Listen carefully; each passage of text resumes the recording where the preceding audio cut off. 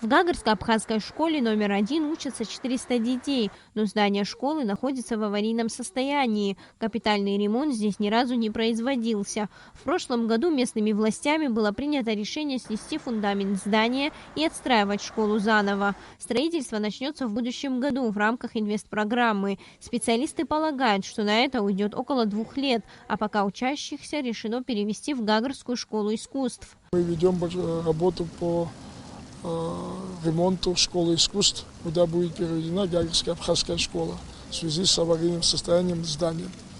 Я думаю, что где-то к 20 августа мы успеем ее закончить, чтобы 1 сентября уже наши школьники могли пойти в отремонтированные нормальные классы.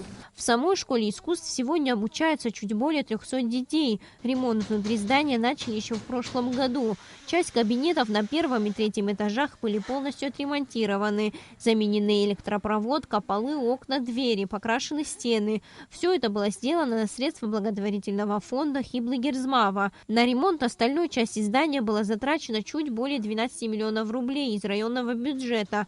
Объект будет сдан в эксплуатацию уже через неделю. Сейчас в классах, которые уже отремонтированы, идет генеральная уборка. Совсем скоро здесь уже будут стоять школьные парты. И 1 сентября дети начнут занятия в светлых и чистых помещениях.